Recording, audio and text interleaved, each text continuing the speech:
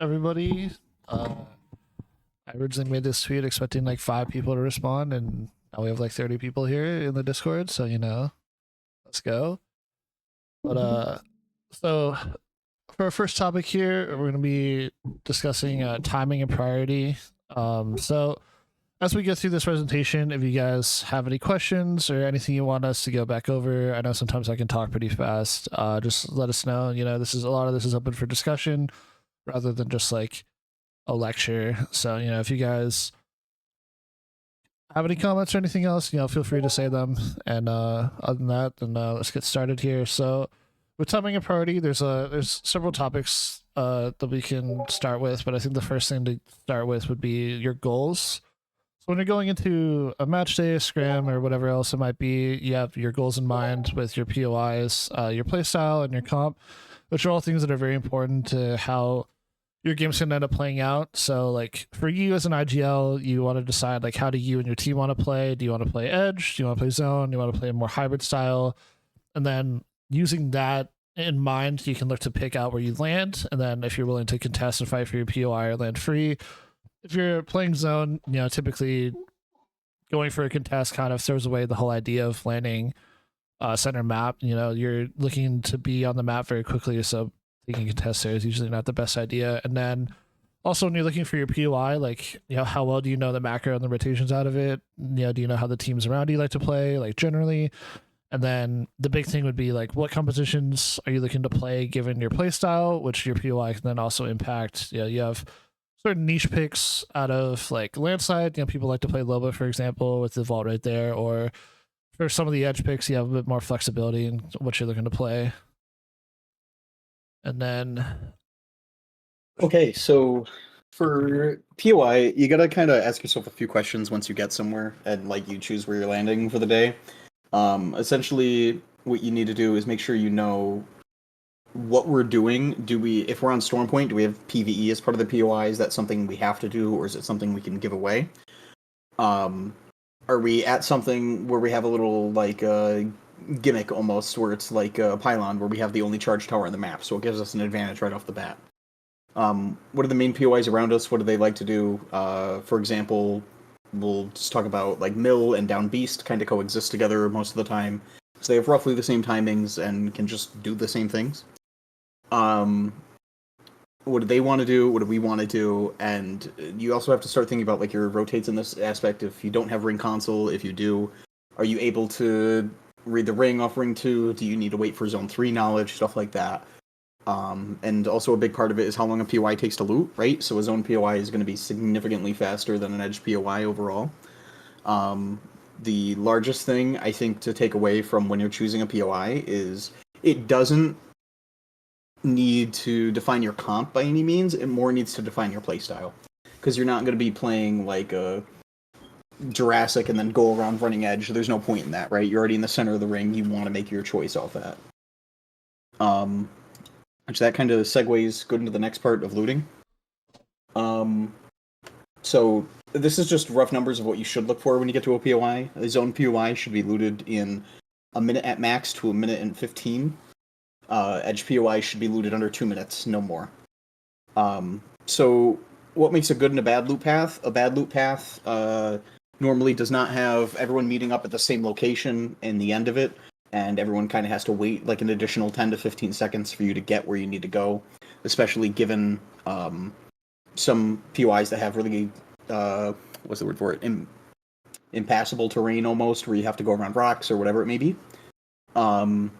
You should know going into your POI what type of loot you're getting out of it prior, so that way you have an idea of how you're going to fight. Are you going to have a ton of attachments? Are you going to be just serviceable enough to get through the first fight and then have to basically loot them for everything? Am I going to be stronger than XPOI around me when rotating? So, for example, Pylon versus Jurassic. Well, Pylon's going to steamroll that team every single time due to loot difference, and so Jurassic just needs to get out of there. And can we fight them, or are we at a loot disadvantage? I mean, most of the time you're not going to want to pick fights with edge POIs purely based off of the loot disadvantage as a zone POI, but are still functionable. So, for example, right, so quote-unquote not fully optimized loop path, you could look at the Down Beast one we have here, where you take the Grav Tower over to end the blue path, but you can also still timing wise make it where you're able to take the smaller houses at the front of the Down Beast mouth and still have the person on purple drive Trident over and pick them up without adding on too much time at all. I think it adds on about 10 seconds total if you loot it quick enough. So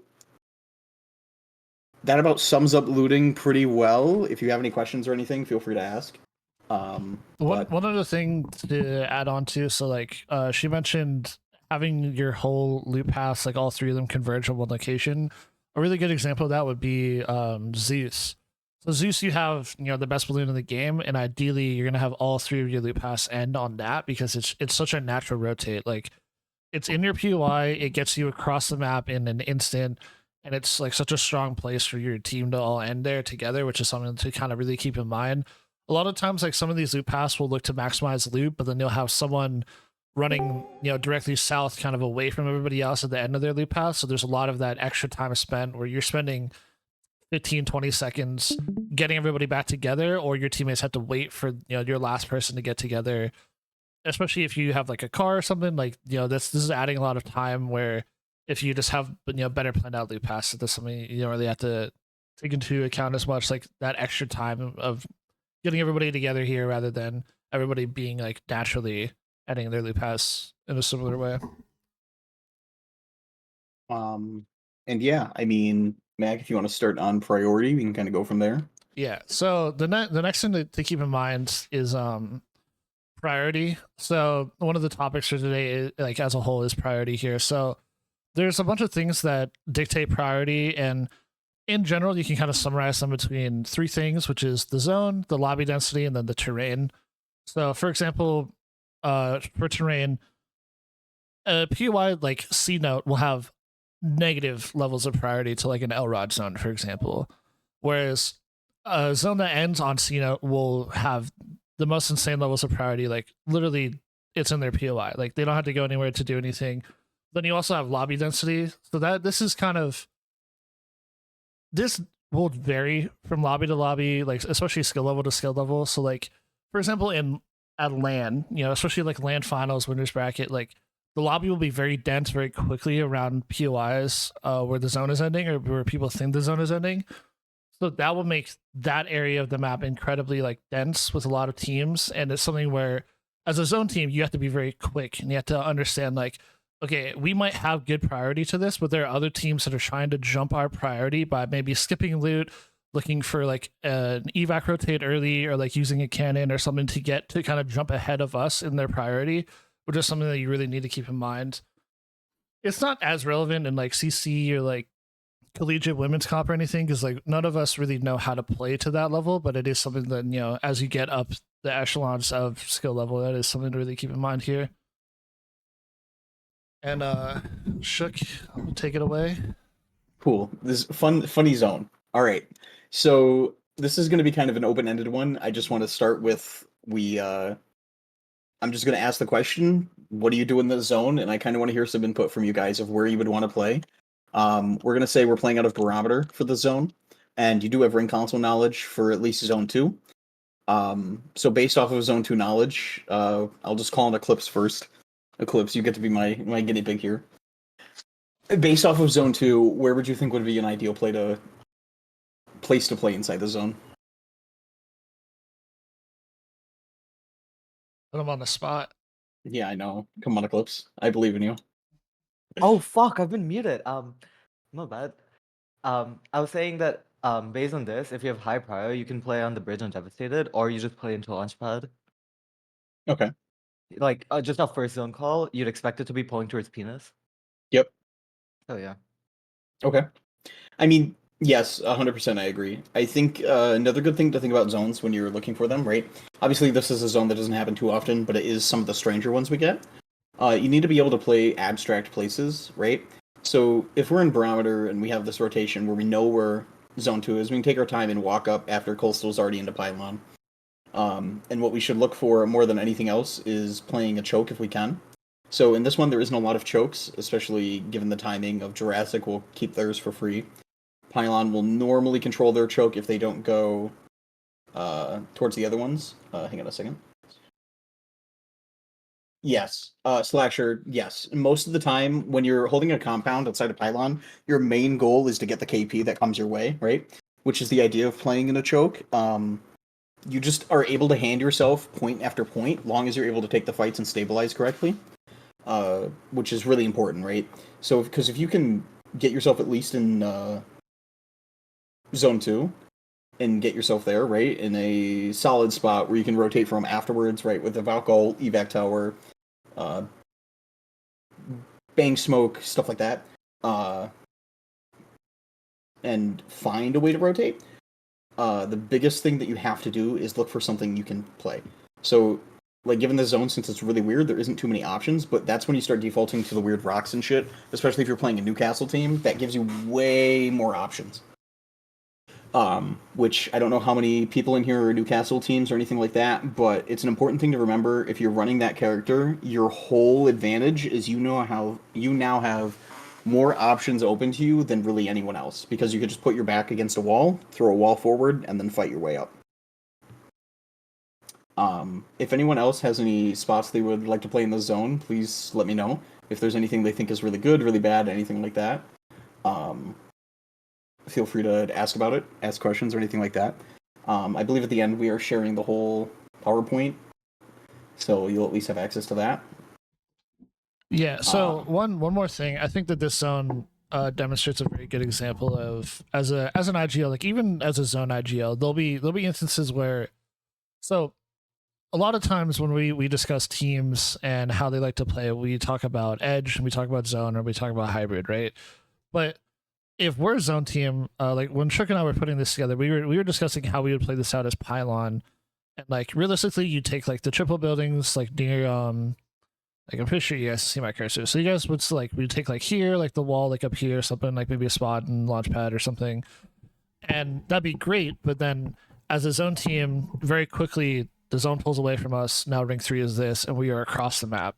So this is that moment where you need to be flexible as not only a team, but especially as an IGL to really deal with situations like this where it's like, okay, we're now outside of what we're looking to be doing. So we need to understand, like, okay, we're no longer a zone team. Like, we need to go get into zone. Like, if we see opportunities to third party something, if we see opportunities to rotate, if we see opportunities to take a fight that'll give us an advantageous position getting into this next zone or something, that's where you got to be able to kind of like flick that switch and go from like edge to zone.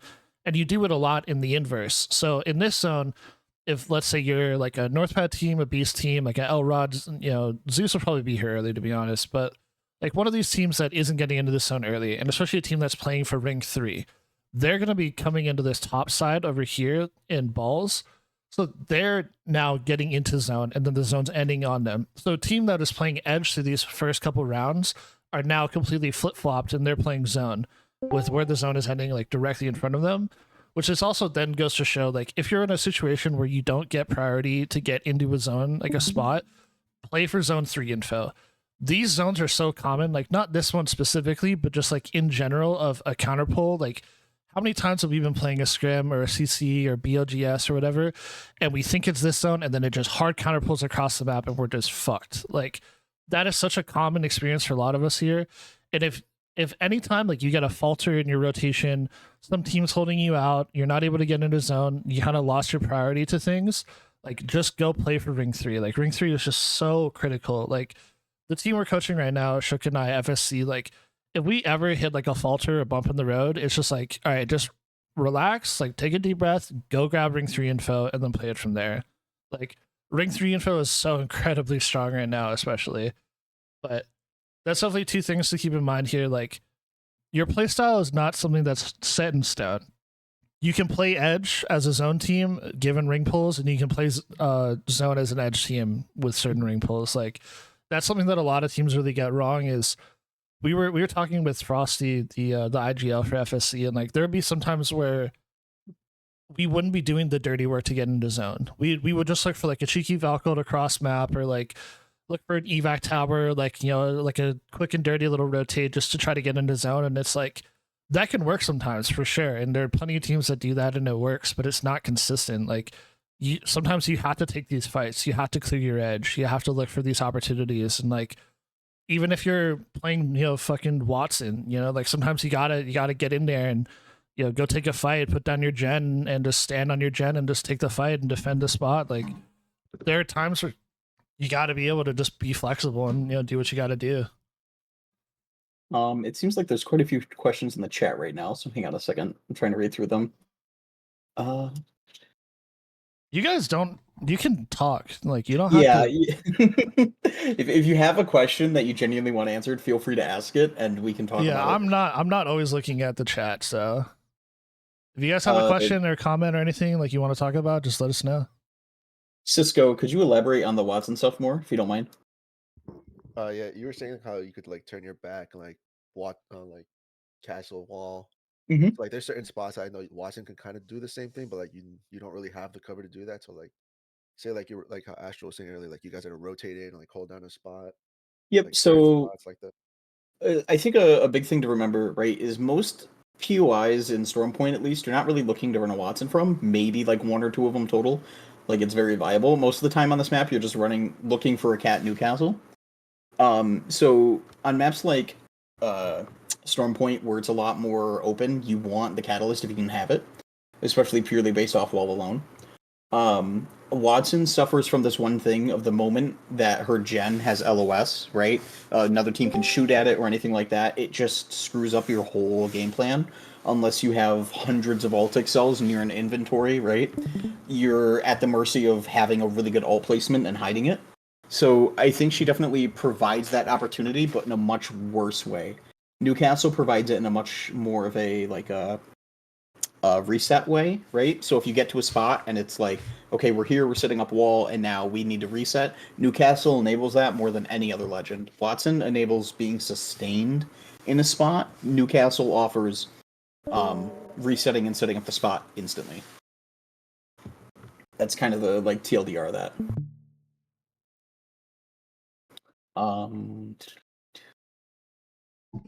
So Slasher and Eclipse, what are you guys talking about there? What if you could just speak up?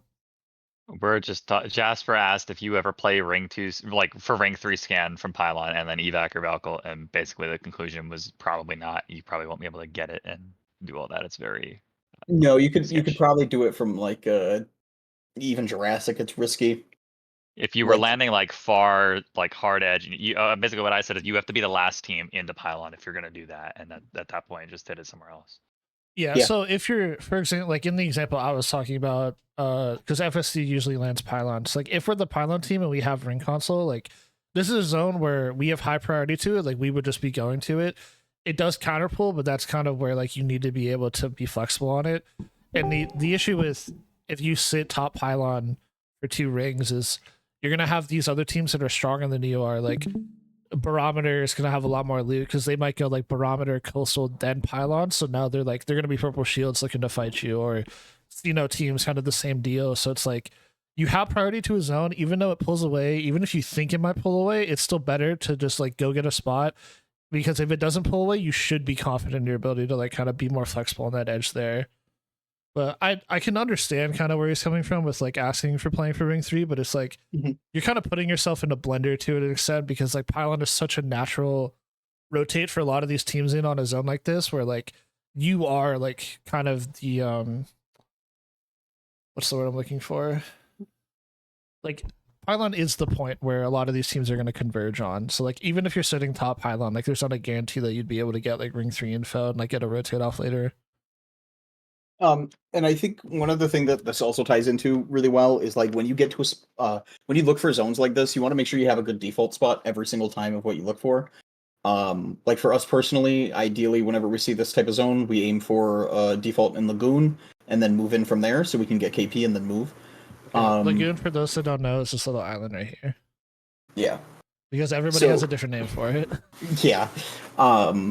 So this is where it kind of ties into like, choosing a spot where you can get Ring 3 knowledge from, even if you have to just sit there waiting. If you're a zone team, is normally a very solid game plan to have if you can't come up with anything else. Just as a rule of thumb. But anybody else have any other questions? Any other situations they want to discuss or anything else?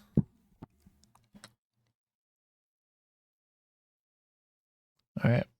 Okay. Sounds good. We can move on to lobby density. Yeah. So a big thing I want to consider when you're looking to make a rotate. So this isn't as relevant for zone teams. This would be more for your hybrid or your edge teams. So if you're a zone team, you're going to be one of the first teams kind of filling in the spots within a zone. So if you're an edge team, so for example, like I played out of Launchpad for all of PSQ, so I got really familiar with how to properly path my way into zone and really analyzing where I think teams are going to be rotating in from and where I think our best opportunities for getting into the zone would be. So on the right here, I listed out a bunch of different kind of example zones and kind of how I would look at them for like your way into it.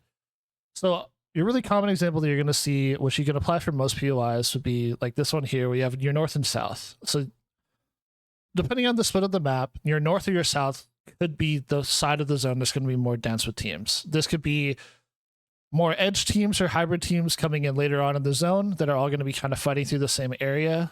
Or it could be teams coming in from, or there could be more spots and buildings where those teams are just naturally going to be there.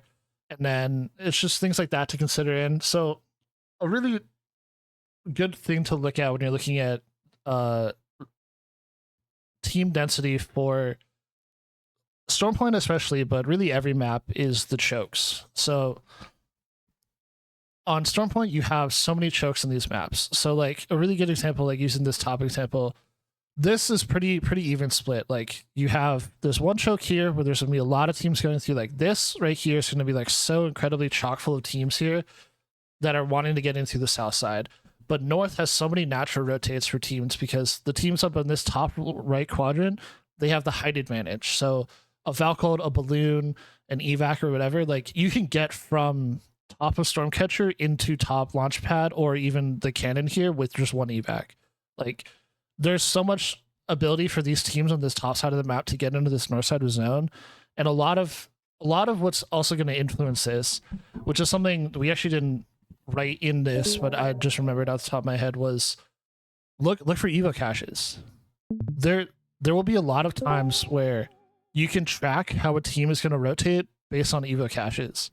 So like if a team's landing Beast and there's a cache in North Pad, there's a cache outside of Cascade, there's a cache here, like you know that this team's going to rotate north and kind of follow this pathing, which is also then going to make some of these other teams do the same thing. Like Wall might grab theirs up here, but then their next one is like, you know, outside of Cascade, and then they're going to go for here.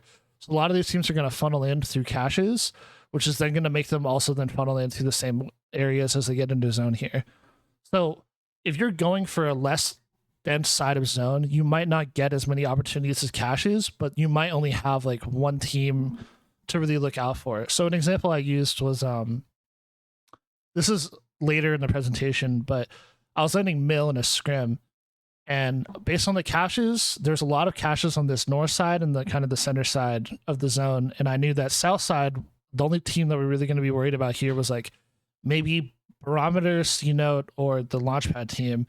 We were ahead of Barometer and C-Note, and the Launchpad team, we were tracking them on UAVs. Like they had rotated, I think they rotated like Pylon, Coastal, and then they came back up.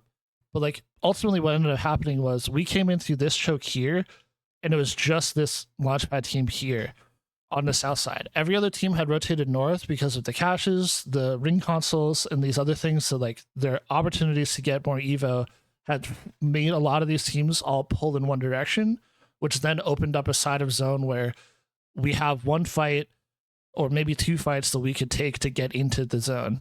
And that's something that you can really look at. Like there's a lot of information on the map. Something that has helped me a lot in learning how to IGL, especially like when given a proper amount of time, is chess, because you can analyze the board, which would be the map in this case, and really figure out like, these are our opportunities. This is the info that we're getting, especially through using UAVs, which almost all of us run these days. Like you can use UAVs and just crunch the information, and then also look at the Evo caches and kind of get a general picture of how teams are going to be rotating and what tendencies they might have, and then what avenues that you might be able to use to then get into zone, which is really like kind of the crux of playing Edge. Like everybody thinks Edge teams need to be good at fighting. They do, but what Edge teams really need to be good at is IGLing. like if you're a zone team, you have to be good at fighting. You have to be good at fighting as 3 blue shields against 3 perp shields or 3 red shields. Like you have to be good at holding space, playing your position. But if you're playing edge, you have the loot advantage, you have the heal advantage, you have all of that. You need to be good at IGLing and putting yourself in a good position. It doesn't matter how good your loot is, how good your teams are, how good your team is individually. You will eventually hit a point in a skill level where the other teams are just as good as you are, and at that point, you need to be looking for your positioning and finding your advantages where you can be. And that's really something that a lot of teams and a lot of IGLs really like don't take into consideration. With like, you can be the best team, but if you're the 7th team coming in on the side of zone, it doesn't matter how good you are if there's the team you're fighting is sitting on 6 fucking death boxes with shield swaps, or if you're the 4th party coming into a fight and there's a 5th party coming behind you. Like, it doesn't matter if you're TSM in a BLGS lobby. Like, you know, sometimes you just die there. Like, that's just the reality of the game. Like, and a lot of that can come down to macro. Okay, so you guys have any questions? Like anything you guys are wondering? I just kind of info dumped a lot of stuff there. I kind of see the chat popping off right now. I'm not sure what's going on, what you guys are talking about here, but anybody want to speak up?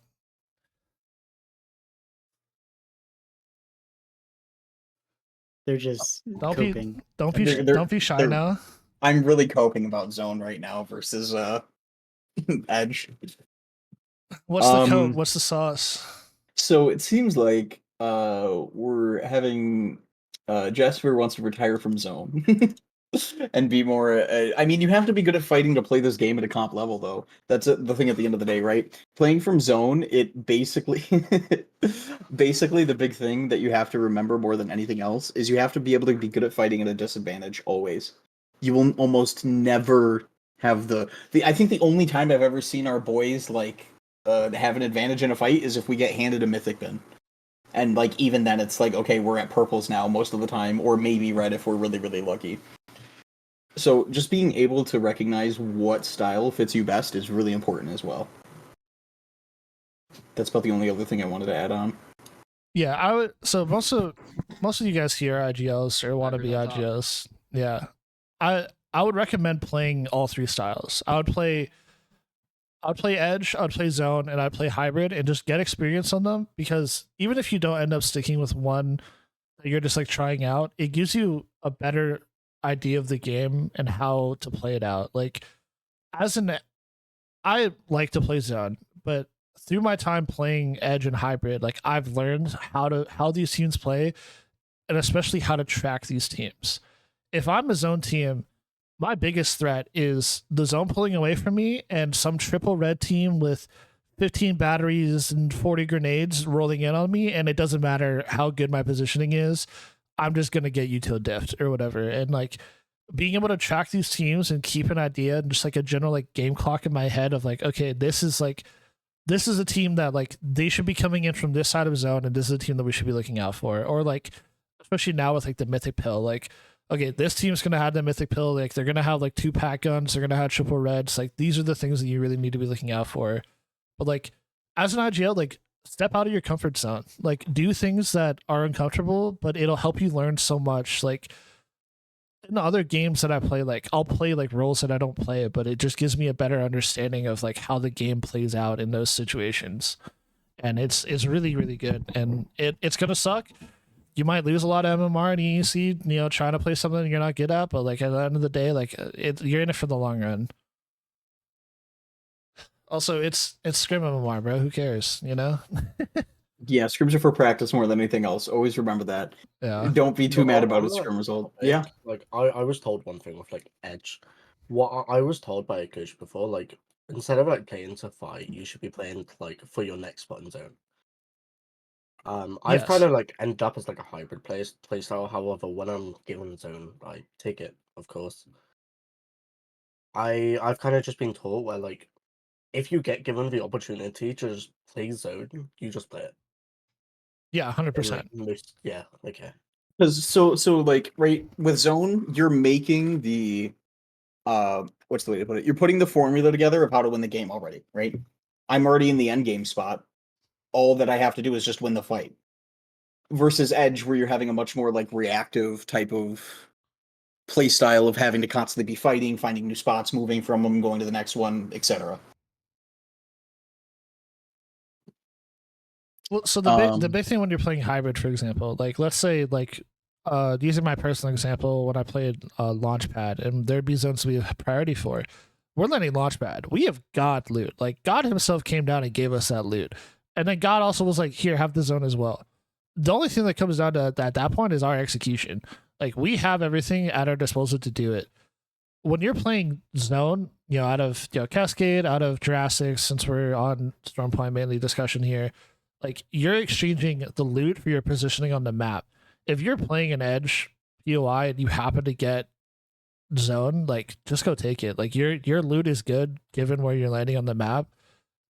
At that point, it just comes down to your execution and like your decision making on like what fights to take, what buildings to play, how to play your spots out, etc. Which is also like kind of why I'm saying like you should be having experience playing all different playstyles, because if you're a good edge team but you don't know how to, like, there's so many edge teams that have so many problems playing priority zones because they're not used to it. Like, what do you mean? Like, I'm not going to be triple red shield. What do you mean I don't have 8 batteries in my inventory? 4 grenades. Like, learn how to play with less resources and like in a zone playstyle. And then when you're playing edge and you happen to get a zone where you have those resources, like it's such a layup. Ryan had a question. What's I up? think my team's biggest issue with zone was teams just util spamming our building and losing the fights. Not sure how to react or counter it. What comp do you play? You can talk, bro. Like, you don't need to type in chat. Yeah, Ryan, talk with us about it. I know. Okay. So it really depends on the map. Majority of the time, say, if I remember correctly, Stormpoint, it's Bang, Newcastle, and Rampart, where we very much have a building locked down. Like it should realistically be impossible. Okay, I already know your just go problem. with the Yeah, you're Newcastle. you shouldn't double up on Newcastle. No, or no, no, Rampart, no, in no, my no, opinion. no, Oh, no. okay. Okay, your comp is definitely an issue, but if you the first thing you talked about was holding down your building. That's cool, man. Play space. You're playing Bangalore. Bangalore has double time and smokes. Go out, play space. Don't let your opponents get into a situation where they can just drop util on your building for free. Like, you guys can have a safe spot. Like, when you're playing zone, like someone needs to call like, this is hard safe. And that could be in your building or whatever. But you guys need to fan out and spread out and take space. Even if that space is something that you're going to give up right away when someone rolls up on you, you need to be like, you play Valorant, right? Yeah. Okay, so what is map control in Apex? Do you know what the term is for that? No. It's taking space. This is the same thing. But you know what map control is in Valorant, right? Yeah. Yeah, exactly. basically So take away the space. yes. So in Apex, you can't control, meaningful portions of the map, but you can control meaningful portions of the area that you're in. And with that, you need to be using your character's util. So you're playing double wall comp. Your Rampart's walls can be spread out and like hold more space. So like, it is so annoying to peek a Rampart. And your Bangalore. So like, you had your smokes to just be really aggressive and to take space and to just be annoying and poke teams out, get your entry damage and keep people away from you. And it might not be an end all be all fix. Sometimes if you're playing double wall comp, naturally, like, you are going to be soft to util. But I think that part of the way that you can help that is by effectively playing the areas that you're in. I'm trying to find an example for you real quick. Just give me a second. You're good. I know we have examples we've gone over like in like our VODs shook, but like that's literally what I'm looking for right now. Yeah. Is like one that I have on my PC. I can just throw out real quick. Yeah. But the main thing is like if you're really soft to util and like you're losing the fights on it, I think that you're not looking for entry damage. You're letting them get too much space and too many angles on you. Like, if you're holding one building, they can fan out and take angles on you where your cover is only so effective. Yeah, and that's 100% what the issue is, because as you know, Astro, my team, very new to Apex comp in general. We have, for the most part, been literally just focusing on taking that building and keeping that safe spot instead of what you were mentioning and fanning out and controlling portions of the area instead of. I have a perfect example of this real quick. Yeah, I feel like it's a lot of problems that a lot of zone teams have is that they're too used to like bunkering up instead of like trying to make a play with each other. Yeah. So here's I can just throw this up real quick on my screen share, just to show y'all. So if you see how we're holding this building overall, we have two people on it essentially. One's kind of holding out on the right hand side of this whole building, creating space. It's the Valkyrie, and we have one on bridge holding all of that space up there basically. And the moment it gets taken, he can just Newcastle himself back if he needs. Mm-hmm. Right. So you're looking for, if you're able to hold the space, hold it. But the important thing is, don't waste your life for it. So the moment like a team's coming, right? So we're holding here. We have a Watson. We've created the space. We're creating like this environment around us where no one can really show up to us, and we're having this player play up here to have this side space covered, and no one's really gonna like come, especially when we get two on bridge, right? No, we have full control of essentially this entire and I get my pen up, this entire space without really having a threat to us. And I think that's one thing that's really important for newer teams to try to get comfortable with, is like all of this space is playable here.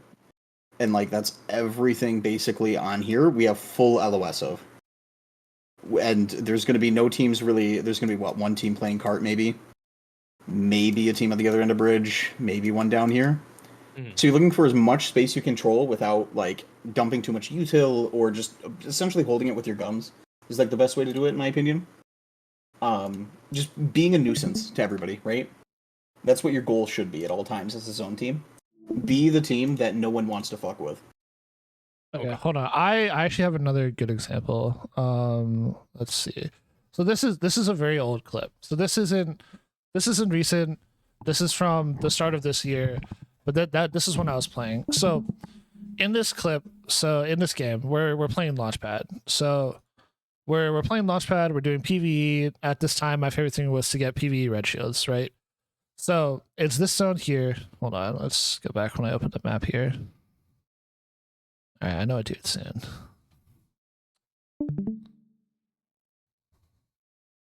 Don't mind me roller looting, you know? Okay. So this is the zone. Where do you guys think this zone ends? Just blind. Just throw out some guesses. Wall or north, like Ferrari. Yeah, I'd say Checkpoint. Ferrari. I would Okay. say it'd be Either north. Ferrari north or of the Cascade corner building. Yeah, I'd see that too. Just good. Okay. Those are some good Somewhere guesses. north. Yeah. So And as what's this actually accountable to like well, So as this game progresses, we make our way through. This is like really old Edge playstyle. So this is like, I'm gonna have like 200 crafting, but yeah. So this is the zone here, and it ends up ending on the building close to Jurassic Wall here. But so the thing I really want to show you guys here is we come in late on zone, we clear out a team in Jurassic, and then I'm hard coming to my team. So we kill this team here, and then we're playing this. My comms to them at this point is just, this is the spot that we're going to hold. There's nothing hard safe about it, not in a singular way. However, with how we're going to play this zone out, I'm coming to them at all times like, okay, we need to watch for a zone wrap here. There's a team in the building over here. We need to watch for them walking up on it. And I'm just like, all of us need to be looking at something else, and we need to be playing our spots and watching for our lose conditions. The spot that we're in isn't where the zone ends, but it will hold the God spot to where the zone ends, because the zone ends on the building right next to us, and we will have to hide over it. But what we're doing is we're holding our space. So I have Hunter here once I'm done looting. I have Hunter watching inside of Jurassic. I have Hot watching this side here. They're back to back on the door. I'm holding this other door, going back and forth, helping them as we need. But then even as a team, like a team will fly in, like they fly in right here. I'm not giving up our spot. I don't want a team to wrap this corner here, or this team to walk out of the building here and third party us. So I'd let my team just 2v through this. I'm support shooting for them. I'm throwing nades for them, and I'm watching for them. But like, you'll watch, like they're in there. I don't leave this spot. I'm holding our space. I know that they can do that. I'm shooting for them. The second we win the fight, I'm immediately back to watching our lose conditions. There's teams fighting on here. One of these teams could have walked up on us instead. And then I'm telling them, I'm like, when you're done looting, like, I need someone to like watch our back here. The zone ended up closing in, I think, so we're fine. But like, this is a spot that's not very good for being defensive. You have to be proactive. You have to play out of this. You have to show presence. You have to take this space, and you have to be active in this zone. we know, like, I've identified our lose conditions, like a team flying in on us, a team wrapping us from back of zone, a team wrapping this corner here, and the whole time we're playing around it, and I'm making sure that that is clear to my teammates, and I'm making sure that we are all on the same page of what's going on. I'll send this VOD when we're done here if you guys want to watch it. I individually, my shooting my gun, not very good at. However, the whole IGLing thing, I think I did a pretty good job in this, and I think it's a really good example of like effectively playing space and knowing like what you can and can't do.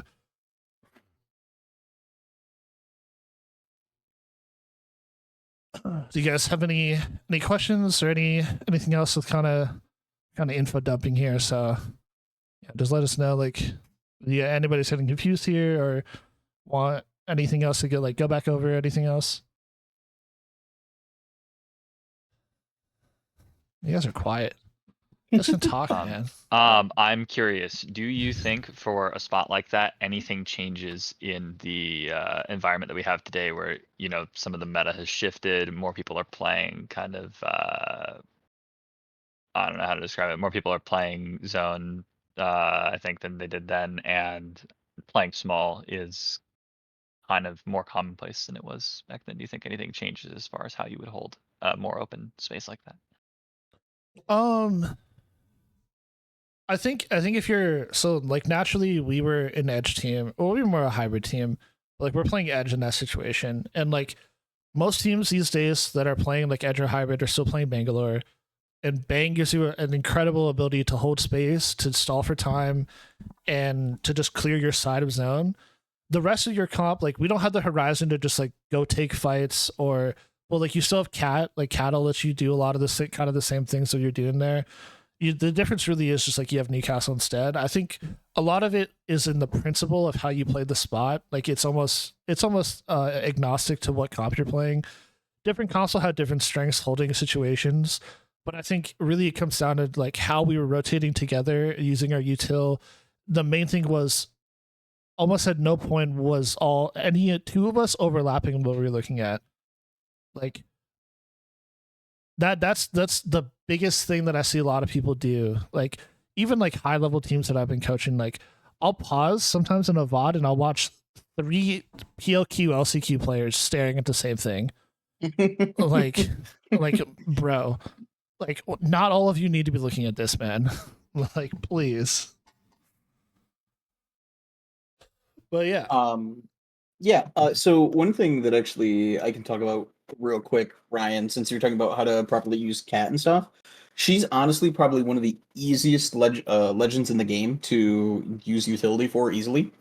Her wall is extremely good at cutting all LOSs at all times. That's basically what you're looking for, right? So when you're going for a wall, make sure you're cutting the LOS of whatever's looking at you as much as you can.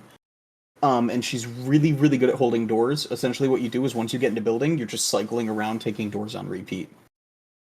Just making sure that if anyone blows them up, you're just catting them over and over again. But yeah, I mean, I think that's a good segue into density, terrain, unless you wanted to talk about anything else. I don't think so. Okay. So with terrain, it's kind of pretty cut and dry. I mean, everyone knows the in and outs of these maps, right? We did get a new map this year in E-District. So we need to make sure that we're able to learn this stuff. E-District is a much more vertically challenged map than some of the other ones we've gotten. So that one's a much more Valk Pathfinder reliant map overall. But with terrain on maps, you got to ask yourself a few questions about where your rotating is and what's in the way of it, right? So, for example, if we're coming from Pylon and we have to go up Mountain Lift side towards Command, you got to remember, like, there's zips we have to cross. Are they safe to take?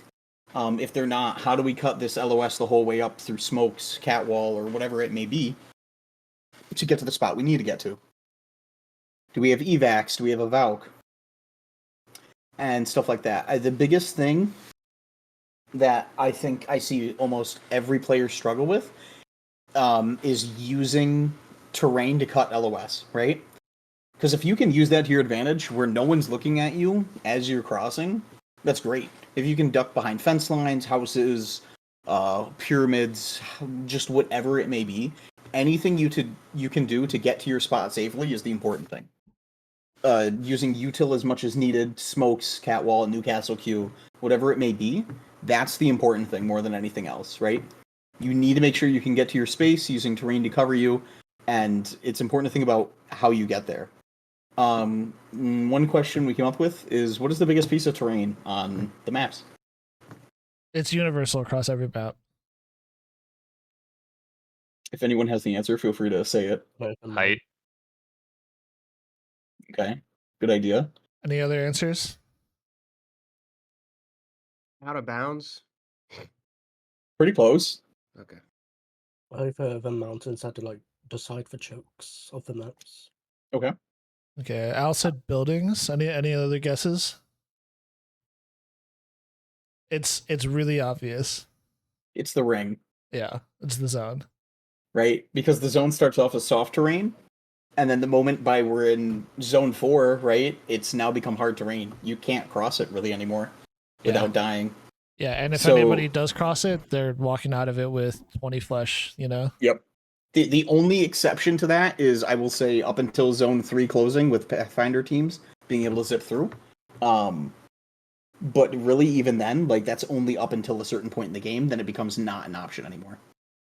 There's a lot of opportunities where you can hold a spot out, but you have to wait for zone to be favorable. So the Jurassic spot that I was showing you guys, Jurassic Wrap was something that I had as hard watching, but as soon as that zone closed in on our backs and that was closed off, hard terrain, and essentially that's a wall behind us now. Like, no worry of anybody coming through there. And that's something where it's like using terrain to your advantage in so many different instances. Like, that is the one that is both your friend and your enemy, right? You have to be aware of it, you have to respect it, but through effective use of it, it's so incredibly powerful. There's a lot of times where on a rotate in, like later on in the game, you know, ring 3, ring 4, especially like ring 5, you're holding a spot and a team is walking in on the edge of zone. If you fight that team, they're in a decision. Do they shoot their gun at you or do they run from the zone? And not only does that affect their time on their decision making, but that also puts you in an incredibly favorable position, because they can either shoot back at you and deal damage and take zone damage, or they don't and they're just sprinting at you or sprinting to a spot and you're not taking any input damage. Another thing that I want to touch on with terrain, so on World's Edge here, on this top left quadrant, there's a lot of elevation changes. So like, especially around like Fissure side, like especially in like Mirage area, in this area, there's a lot of opportunities for you to like slide out and then just like take cover like under the bridge or like into like the fissure, or especially like in this area around front of Harvester. Like, there's a lot of opportunities for you to take cover and play within the elevation changes. With something like Storm Point, or like even the top right quadrant of World's Edge here, a lot of this, there's more smooth mountains. There's still your examples like with around like the lava here, where you have opportunities to just kind of duck and dive in and out of terrain elevation changes. But there's something to keep in mind, like when you're playing an area, like Bangalore is really, really bad on like this side of World's Edge, or like the bottom side, but Bangalore is really good in this top right quadrant because of how the terrain is. And that's a very similar thing for Storm Point. Storm Point has a lot of these really big open fields where there's not a whole lot of opportunities for terrain, which is why Newcastle's really, really good on Storm Point, was because you have your opportunity to create cover for yourself and to create these opportunities for you to, you know, get a reset in, or, you know, find a spot to hold through the use of that util there.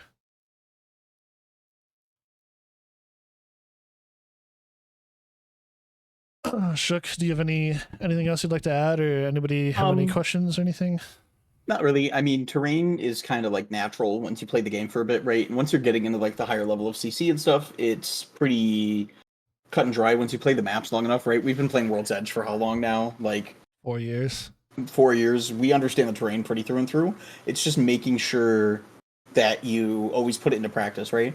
I mean, half the time, even dealing with my team, about, I would say, 60% of the things me and Astral have to go over are just are quite literally just fundamentals over and over again, right? Because we'll either see Seor do something weird, or Charmander does something that's just so strange I don't even know where to begin. and you just have to kind of reiterate those basic things. And that's like a lot of what this is going over, right? Is just making sure if you have that good basis down, then you can kind of work from there. There's a lot of players, especially the higher up in CC and especially into like low level pro league. They're there for mechanics. You have teams like SQ and like high level CC. You like, I can't think of any other teams like off the top of my head really other than them, but like there are these teams that are like just mechanical fucking gods. Like they don't have very good fundamentals or like understanding of like macro or like IGLing even, because they just shoot better than everybody else. And that's kind of what we're doing with FSC. Like you have Char. Char is insane. You know, like former pro league level player in multiple games, very, very good mechanical player. You see her. I haven't seen it firsthand yet, but I have heard stories of Seor running over and 1v3ing a team. Like 200 meters away, just 1v3 someone. Like insane level mechanics. And really what we're trying to harp on them is like these like fundamental like playing together aspects where it's like once like the goal is pro league, and once we get into pro league, it's like you're going to be playing against these teams that are just as mechanically strong as you are, but they have those fundamentals, they have the team play, they have their team fighting down, and those are really the things that are going to make the difference for them. Like once you get into that echelon where like everything is equal, you can't just out mechanic someone. Yeah, mech check someone and be like, well, I can just 1v3 you, so it doesn't matter anymore. Yeah. But yeah, I mean that's like kind of the majority of what we're trying to do here more than anything else. But yeah, I think that's a good segue into priority and the next few things we have to talk about. Yeah, so for priority, there's essentially 4 levels of priority. So you have tier 0 priority, which is your POI. You're landing Skyhook and the zone ends in Skyhook. You're landing Launchpad, the zone ends in Launchpad, etc. You know, pretty straightforward to understand. You can land at your POI, loot a pill, sit in a building, and you're getting into at least ring 3 or ring 4, right?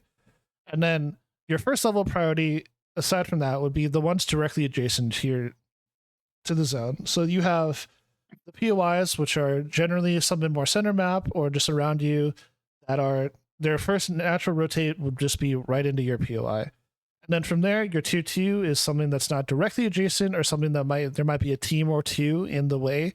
So like you have like for Skyhook Zone, you have staging, which would be tier 2 because you have just a handful of teams. Even if they are all zone oriented, they are still between you and getting into the zone. You also have the giant chasm of landslide and that just big open field that you have to get through, which can be hard on rotates. And then tier 3 could be something that is middle of the map that pulls like it's a top left corner pull. So like Siphon doesn't have really good priority into Skyhook, for example, or it could be something like Elrod, C Node, Dev Coast, where you're in a corner of the map and it pulls away from you, and you know you're in Narnia. Good luck, Godspeed. But so a good example, the reason why I bring up the Skyhook Zone was we went through we broke down kind of what the priority tiers would look like for a deep Skyhook Zone here. So obviously your 2 Skyhook teams, they're in Skyhook and the zone ends in Skyhook. Good job. And then your natural tier 1s, so you have Fissure, Countdown, Landslide, and Survey. There's nobody between them and getting into the zone here. We put 1.5 for these 2 teams here for Mirage and Epi. So in CC and BLGS, a lot of the times teams will take both, but in a draft, like in high level Octane or Women's Comp, where you have the draft, there will be teams that are playing these POIs as individual. And then you have, staging, as I talked about before, Monument, and then Harvester, which are more like tier 2, where they're looking to get into zone early, but through naturally being later by not only distance, but also how many teams are in front of them, they don't have that same level of priority. And then outside of that, like you have Climatizer here. A lot of Climatizer teams on zones like this would kind of play like this top side. They're not looking to get into zone here. They're more looking to kill the teams as they come in through it. Thermal, they're going to be like the last team coming in on this edge here. And they also, not only does their POI take forever to loot, most thermal teams aren't really looking to get into zone, even on natural thermal zones for the most part. And then your other POIs here are just so far away that they're getting beat to most of the good spots within the zone.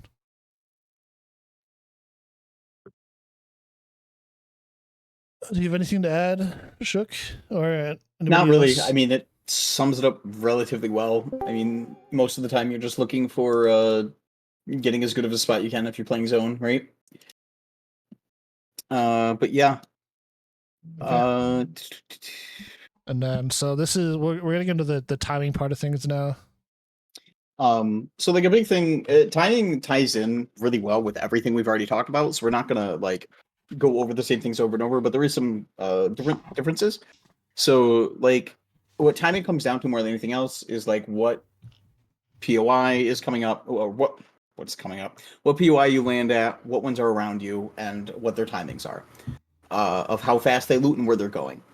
You want to look for what base rotations, which that's harder in like a true CC lobby, right? You're not able to actually decipher about what these teams are doing because you haven't played against half these teams the whole time.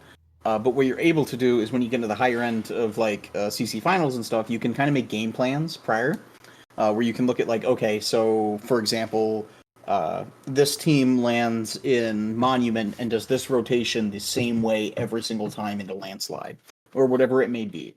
So A really good example of that is the CC or Thuckers roster. Like when they were in Yep. Pro League, everybody knew how they played. When they were in CC, they played the exact same way. They're landing landside, they're landing command.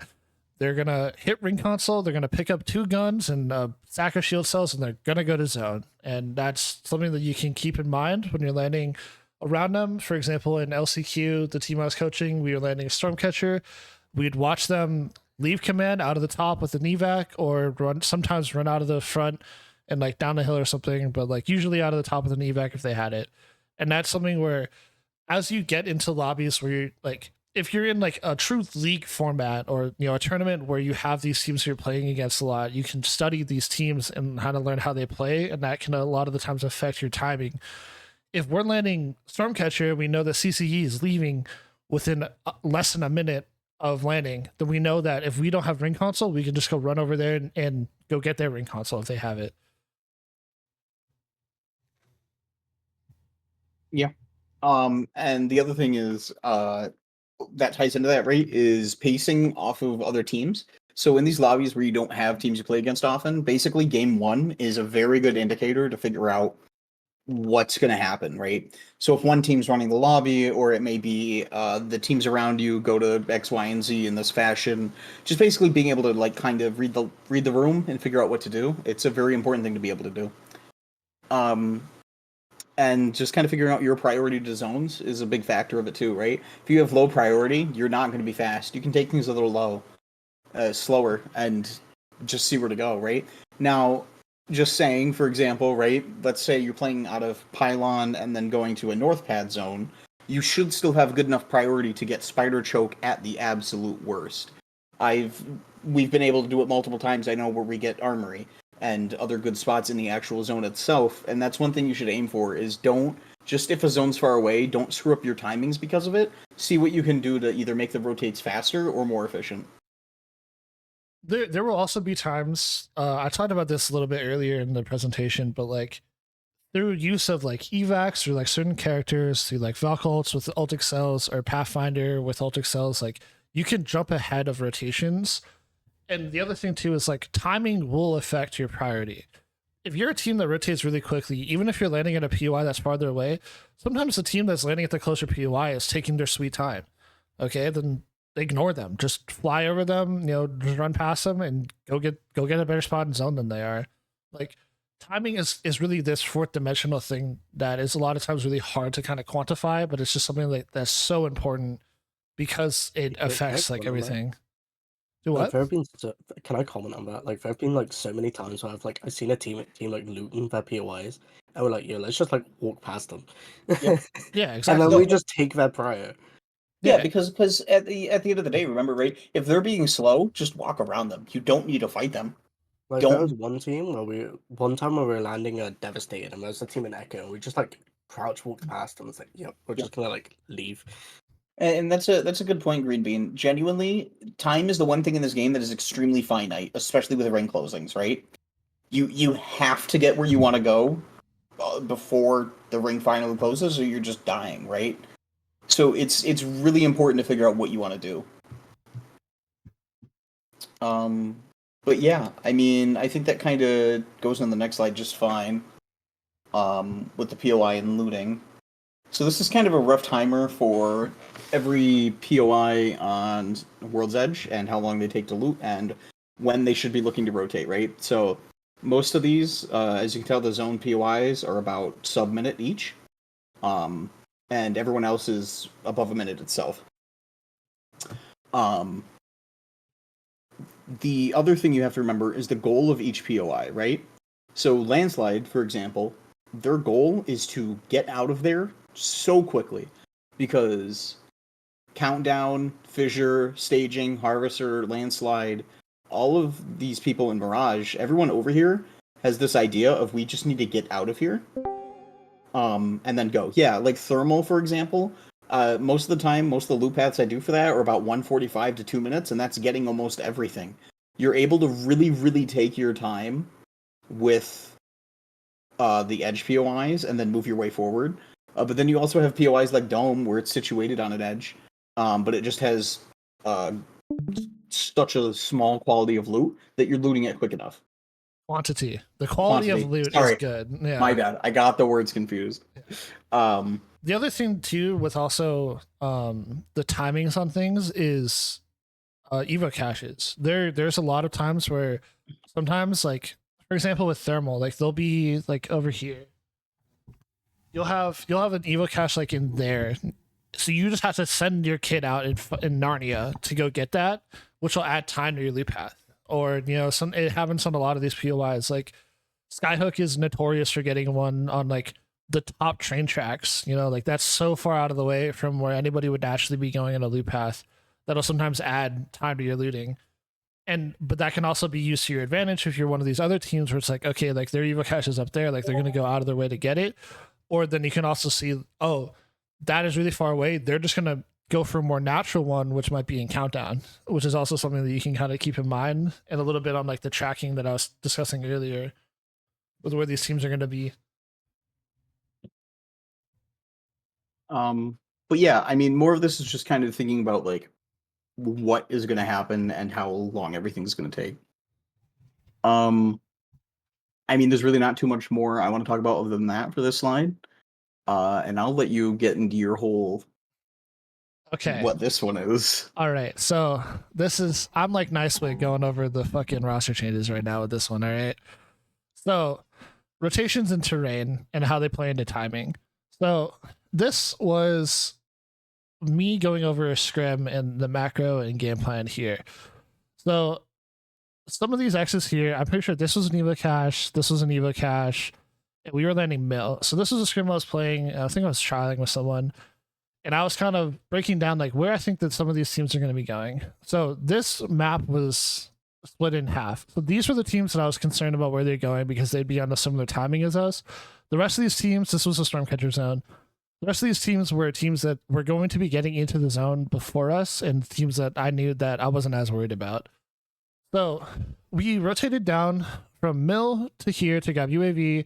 We rotated into here and then we grabbed UAV and maybe ring console again, which then gave us the opportunity to go into Jurassic. Now, once you're into Jurassic, you have the opportunity to go down here. You can go up the hill into here, which I labeled as sus, or you can, well, we ended up doing this going through this choke up here. So these teams up north, I knew that they were going to funnel into the north side because there's a evo cache here, there's an evo cache here. Wall should usually be clear, and then they're going to have these white X's are fights or possible fights for them to get into the zone here. Whereas our one possible fight here was this X, which was the Launchpad team. So this was RT's team, actually. I remember this scrim. So we ended up making our way in through the zone here, but it's like through the timing and like knowing that by slowing ourselves down, by going into Bean first, looting Bean, grabbing the UAV, and going up to Cedo, grabbing the UAV, maybe crafting, hitting ring console, and like by slowing ourselves down to here, a lot of these teams with high priority are things that we're not as worried about because these teams are all so far ahead of us, not only in their positioning on the map, but also by the timing of it, that the only things that we're worrying about here are like teams that like we know are going to be doing something weird, like the Launchpad team or one of these teams coming up from north or something like that. And that's really like planning how you rotate is super important when you're also taking in consideration timing. When some earlier this week in the Discord, I was talking about when you're playing Edge, like when you're playing Edge in a higher tier lobby, like you can play way slower, and this is like you want to be the last team coming in. You want to be that third party, coming late in out of the zone and looking to get a third party in on a fight. Like when I don't have to worry about one of these teams like randomly sitting in their POI and holding me out, or sitting in a choke for some reason, or just being weird, and I have the opportunity to really slow myself down and really walk it in with the edge of the zone. Like playing that timing is so crucial for playing like Edge effectively in situations where you are. And then also, my last point here is just tracking the teams. Like I don't remember where these teams were in the bottom, but like wherever they ended up going, like we were just rotating around them naturally.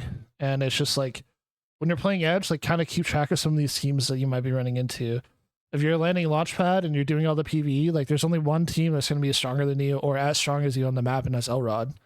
So keep track of the Elrod team. The Elrod team usually rotates down this way towards wall and then comes into the zone into this way for other zones, which is things to keep in mind here.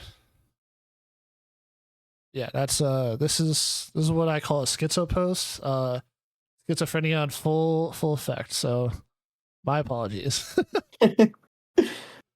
But that's about all we got for right now. Are there any topics that you guys want us to go back over? Do you have any other questions? Any ideas you'd like us, like theoreticals? Anything else? Any feedback in general? Anything else for us? For those of you that showed up late or had to go, this is recorded and I will be uploading it later, as well as sending some of the other like material that we went over, like VODs and whatnot. So for like the like lower tier lobbies, so like the dumb as fuck teams that like to like hold you out from their POI when they're not even like in zone, what should you like do about that? Should you like just take the fight, or like you just So like leave and risk running into another team? it depends. You have tools at your disposal like UAVs or scouting with your eyeballs to see if there's any teams looking for a possible third party. So you have opportunities where if you think that you are clear, you could take it as an isolated fight. But there's also times where like if you're unsure, like generally it's better to be safe and just like, let's just go around this team. They don't know what they're doing. Like they're doing something dumb. The fight might stall out, and then suddenly we're in a much worse position than if we just, take an evac over and just go around them instead. I mean the situations like where they like look to like hold you out, like they're just being annoying. Yeah, so I think a lot of the things you have to kind of do in that case, if I'm getting held out by a team, right, and they're objectively in the way for what we want to do, you need to be able to come up with another plan, right? If what they are doing is so abstract / not worth what I want to do, then come up with plan 2, right? So if plan A fails, be able to come up with plan B to scrap it together to make sure you can succeed. So if that means just not taking the fight, if that means making a completely different rotate appear out of what we have to do, it's kind of like thinking on the fly, so it's a little bit harder to give you like a direct answer, but I would say the biggest thing is being able to plan first. So the best way to do it, right, is if you foolproof all of your plans to incorporate that, then you'll be fine. So if you always try to think about the worst case scenario of like, okay, so if we go through this choke and there's a team here, how do we take this fight, or do we just leave? Trying to have some ahead planning is one thing I suggest for stuff like that. So Slasher mentioned Path and Valk gain a lot of value. Yeah, definitely true. So if you're in a situation where you can't realistically rotate left or right around a team, if you're running Valk, just fly over them, But then also what Shook said, when you're planning your rotates, you should have some level, like as an IGL, you should have some level of like plan A, plan B, plan C. So plan A is your perfect ideal situation. You're rotating in, you get to do all your things, no one's around to harass you or be annoying. You get to do your thing and you're vibing and we're chilling. Your plan B would be like, okay, what do we do if there's a team here? Or like your plan C, like what do we do if there's a team here and here, or whatever else, and you can get into more theoreticals kind of as you get along there. But in general, just like have plans, like especially like in those lower level lobbies, like teams are going to be doing weird shit. Teams are going to be in places that you don't expect them to be. Teams are going to be running weird comps. Like I was playing Collegiate last night and someone was playing Seer. Like, teams teams are going to be doing things that you don't expect, and while you can't plan perfectly for anything, as much as you can try to just like have a general idea, so at the very least you're not wasting whole lot of time the actual confrontation with them. And it's like, okay, like rather than panicking in the spot and not knowing what to do, then you can kind of be like, okay, like we talked about this a little bit, like we're just gonna rip a Valkyrie or whatever, whatever it might be. All right. I have nothing else. Right, sounds good. Anybody else? Anything? I promise I'm not scary.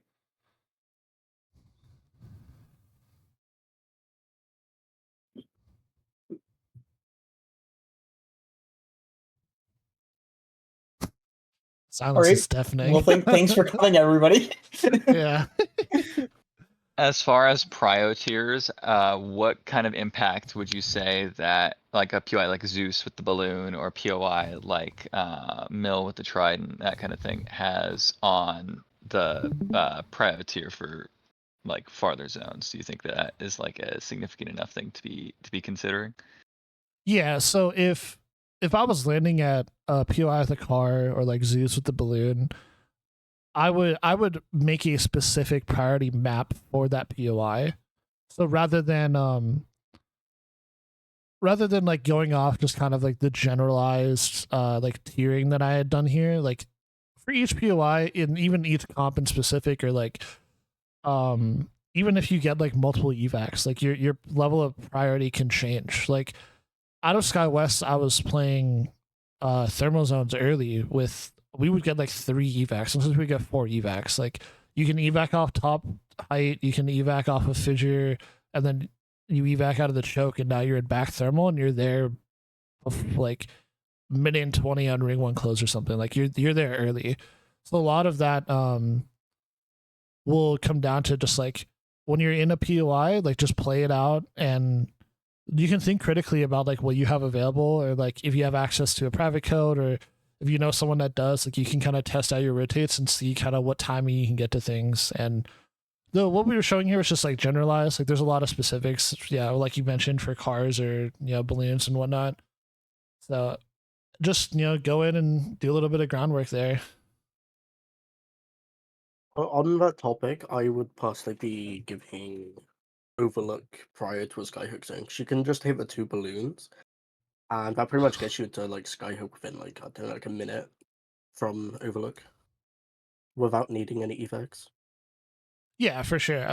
Like I said, I was just doing kind of like a generalized example. Yeah. We kind of threw this together in 3 hours right before this, but yeah, this was a bit of a. I fell asleep really early last night when we were supposed to work on this. Yeah. Oh, that's fair. What was your question, Aqua? Oh, sorry. You go, Uncle. I saw Aqua had a question. Dude, just speak. I saw you on mute, bro. You can speak. Mic isn't working. Oh, okay, that's fair. Tragic. What do you mean by zone prio versus dropship prio?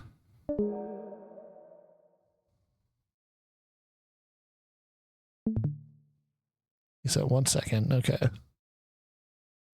I think maybe like for non-draft system. Oh, okay.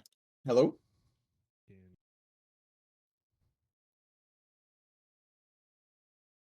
Very quiet. Is that better? Yes. Yeah. Okay, cool. I didn't realize my GoXLR had reset itself, so my mic was at almost 0. Okay. Nice.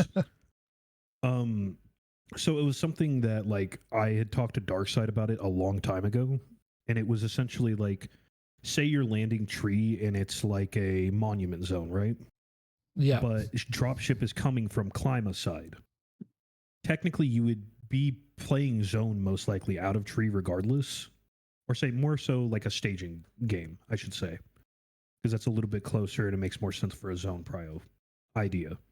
But it's coming from opposite side of the map. You have zone prio, but you do not have dropship prio. So those teams on that other side of the map are going to get to that zone quicker than you, just in terms of they've been on the ground longer than you. Obviously, it's different for PL because they have the new system. But with the like our current CC and BLGS stuff, It's not the case. So it's something like I've kind of already worked out with my team, but I figured it's something a lot of like just T2 in general does not think about because it does affect somewhat your rotation timings. Yeah, and definitely. like timings of other teams. Yeah, so it's something where kind of like what I was talking about with I think it was Slasher with like how different POIs will have different timings based on cars or balloons, etc. That's something where like for example, one of the teams I was playing on, me and my teammate, we sat down. He's a big staging expert. Like that's like his POI. He really likes playing out of staging. So what he did was he broke down our priority and how it changed based on dropship. So a climatizer dropship for staging, your priority looks much different than a climatizer dropship out of like thermal or mirage or even like geyser, right? So that's something where the specifics for your POIs. So in a CC, BLGS, PSQ setting where you are on dropship, but you also get to pick your own POIs. That's something where you and your team, or like if you have a coach or any support staff, you guys can kind of work out like what you have available to you with your priority based on a dropship, for example. And it's something where it's something like I am familiar with it, but it's kind of a hard concept to just like kind of put in like a brief presentation about because there's a lot of intricacies that go in with that. But yeah, I definitely get what you're saying there, and I think that a lot of that is it comes down to preparation really. Like a lot of teams, I don't think do a whole lot of preparation around, like especially for zone teams, like they just kind of play everything out the same as if like it was the same, which to an extent it can be, but like you have multiple exceptions like staging, for example, where you are on one side of the map rather than like dead center. Yeah, it was something I struggled to learn, especially like coming. I started with tree for the most part when I like started learning the hard IGL. Mm-hmm. Like I played out of tree and having to learn like there is a difference between having zone prio and having that dropship prio. Like it got me killed a lot, got my team killed a lot until I like kind of took the time to grasp that concept. Yeah, it wasn't necessarily a question. It was more of I just wanted to like throw something else out if you guys hadn't covered it to like get people thinking as well. Yeah, no, yeah, that's good. We didn't actually discuss that, so that's good. Thank you. It was just like one of those like my old coach that I had like randomly got us coaching sessions with like Dark Side, and then we had Phony at one point come in. Yeah. So it was like just random things that they told us that I had never heard a person cover before. Mm-hmm. Another thing with actually talking about Phony was I got coaching from Phony when I was learning Launchpad, which is notoriously where he goes. And there's a lot of priority that you have out of your POIs just based on like grav cannons, zip lines, like etc. Like these things that are on the map that a lot of teams are like kind of scared to take, but like you can rip a grav cannon through middle map early and get into somewhere like and you'll be pretty safe. Like there might be like the Jurassic team that you have to watch out for or something, but like there's a lot of opportunities that you have to get into zones like surprisingly early, which is kind of what you see in like a pro league lobby, like a finals lobby and stuff like that. Like these teams that are getting into these spots really early because like they're making the best use of their evac towers, their zip lines, their valcults, their balloons, zip lines, grav cannons, everything. Like you have so much available.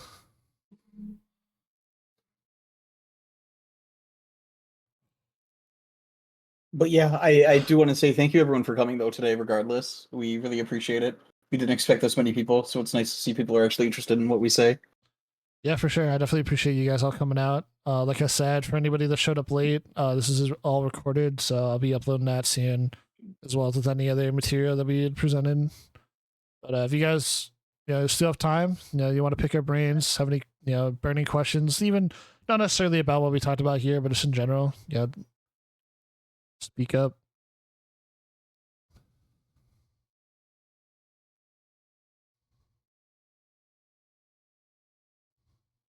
Okay, I have a question, man.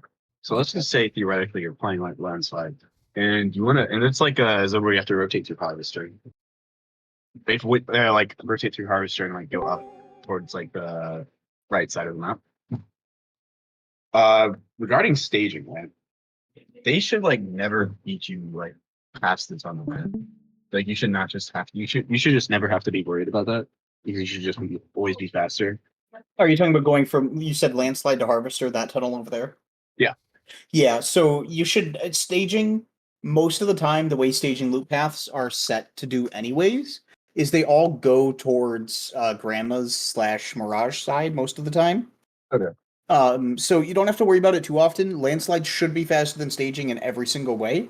I don't think there's really the only time I would say that it would be, would probably be if you have to stop at what do you call it? I can't think of it. Vault. There we go. Stop at Vault and like go through that. But even then, that only adds on like maybe 10 seconds max. Okay. So it's kind of one of those things of you should be beating them. If you're not beating them, there's something going wrong with either A, your loop path, or you're taking too much time with like dead time, essentially, where you're just kind of waiting around for something to happen. No, I've never been beat, but it's just like if they like cut loot or whatever, like I Yeah, was just they can cut loot, but also at staging, if you're cutting loot, you're really like really cutting loot for no reason because you should be able to loot that POI and be out of it at the same time as harvester, if not a little quicker. And if there's a evac or like not a like a care pack that's okay, actually I have two questions. So let's say you're going through harvester, right? Should you ever as landslide, should you ever take the balloon? Because staging should be like roughly close to me. So it probably isn't super safe to take the balloon. It's probably almost as fast to just walk. Let's just take to the right to the ocean. I think you can take the balloon if you want. Walking is probably the safer bet though, because you can cut LOS better. One thing that if you're gonna ever take the balloon, the important thing you have to do is make sure whoever's on is looking out for other teams looking at them, right? Because if you go on the balloon, you need to make sure that either staging isn't looking at you or thermal isn't coming through the choke randomly at that time. Stuff like that. That's kind of what you got to keep your eye on more when you do balloons and shit. And if there's a care pack that comes down in like right on your rotate path, but you have to wait like 10, like 15, 20 seconds to pour it down. I don't know how long it takes for like a care pack to come down, but should you ever like wait for it or should you just go past it? So that is kind of that's something that comes up a lot. So I'm glad you asked this question. My thought process on it personally is doing something where it's like, okay, so if we are all on blues right here and we're going to get a care pack on our rotation that doesn't add in a ton of time and we're able to still get it and get a good spot in zone, I would say it's definitely worth it if you're running someone like Valkyrie, right? And if you can get that purple perk earlier and be able to still Valkyrie into zone, it's even better for you. But if you're running something like a Bangalore, Newcastle, Watson, for example, out of Harvester, you don't really want to stop because you don't have the luxury of a rotate through a Valk. So I think a lot of that kind of comes into comp choice mixed with your actual timing of where you're going. But that's my thought on it. If Astral has any more, he can add on. I think it all depends. Yeah, right. With that same situation, is it worth like staying for like a pathy zip, like energize zip? Like with the same logic as like the Valkyrie. Yeah, 'Cause, so like, I that think pathy it zip will get you a is. spot. So like in a situation where let's say you're harvester, you're running Newcastle Watson bang, but you have an evac and it's a zone that you have like pretty decent priority to, like getting that purple shield on your Watson, like that's that is a big strength for your gen, or especially if the gun is like gold Mozams or something. Like there are situations where stopping for the pack is good. So with Pathy and Valk, like getting the purple perk gives you like an increased rotation ability and like makes you a lot safer, just a lot better. So the stopping for it isn't as bad, but I don't think that there really would be a cut and dry answer in this of like always stop for it, don't always stop for it, or whatever. I think a lot of it just kind of comes down to the timing. Sometimes you'll be early and you'll have to wait 30, 45 seconds for the pack, and that's just not worth it. Whereas sometimes you're a bit later, the pack spawned a bit earlier, just like far enough away where you're getting there, like it's touching the ground in 10 seconds. In that case, like, yeah, you might as well. But again, like it's really hard to quantify and kind of put this into like, ones and zeros of yes and no. I think a lot of it just kind of depends on the situation, which is kind of like the natural thing with IGLing in this game, right? Like a lot of it is kind of pattern recognition and then like decision making based off that.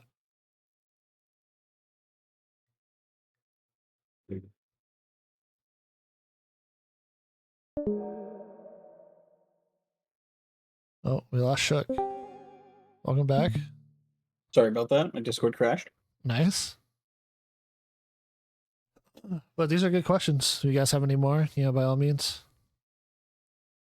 And you can also feel free, if you don't think of them now, you can ask them in the coaching chat and stuff like that. I'm sure someone will be able to respond at some point for you. But yeah, so I mean, I think with that, I'm going to head out and go do some chores and stuff around my house. You're also anyone's welcome to reach out to me at any point. My DMs are open. If you have any questions, I'm always willing to answer them, as long as I can. But yeah, so I hope everyone has a wonderful night.